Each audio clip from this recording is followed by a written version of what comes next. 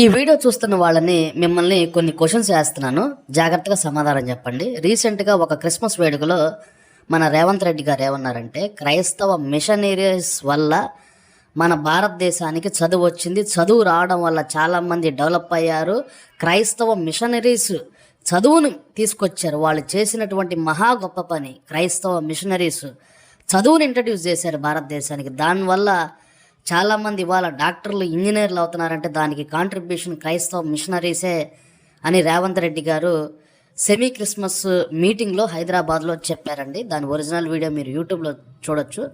మరొక మంచి మాట ఆయన ఏమన్నారంటే, క్రిస్టియానిటీ వల్ల చాలా మంచి జరిగింది మన భారతదేశానికి, ఎవరి జోలికి క్రిస్టియన్స్ పోరు. అలాగే డిసెంబర్ మంత్ అనేది ఒక మిరాకిల్ మంత్ అంట, ఎందుకంటే యేసుక్రీస్తు వారు పుట్టినటువంటి మంత్ అంట.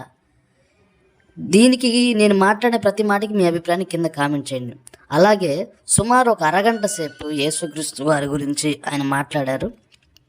క్రిస్టియానిటీ వల్ల చాలా మంచి జరిగింది, క్రిస్టియన్ మిషనరీస్ వల్ల భారతదేశానికి చదువు వచ్చింది అని అంటున్నారు. కింద కొంతమంది కామెంట్లు పెట్టారు, అన్న ఇదే మాట జగన్మోహన్ రెడ్డి అనుంటే ఇప్పటికెళ్ళే అసలు ఆంధ్రప్రదేశ్ మొత్తం మత ప్రచారం అంటూ పెద్ద పెద్ద కామెంట్లు గోల చేసేవాళ్ళు కదన్నా.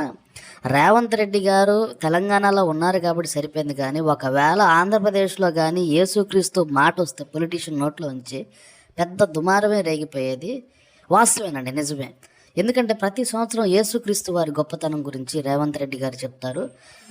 ఆయన మాటలందరూ కూడా ఏకీపిస్తారు, అందుకని ఎవరు కూడా వ్యతిరేకించరు. దమ్మున నాయకుడు రేవంత్ రెడ్డి గారు ఇప్పుడు మాట్లాడారు, ఎవరు కూడా మాట్లాడలేదు. ఎందుకంటే ఆయన మాట్లాడింది నిజాలని అందరికీ తెలుసు అని కింద కామెంట్లు చేస్తున్నారు. ఇదే విధంగా మన ఆంధ్రప్రదేశ్లో వైఎస్ జగన్మోహన్ రెడ్డి అనుంటే అబ్బో ఇప్పటికెళ్ళే భయంకరంగా మత ప్రచారం అంటూ పెద్ద పెద్ద సోషల్ మీడియాలో డిబేట్లు ఎన్నెన్నో జరుగుండే. కానీ అరగంట సేపు యేసుక్రీస్తు వారి గురించి రేవంత్ రెడ్డి గారు మాట్లాడారండి. దాని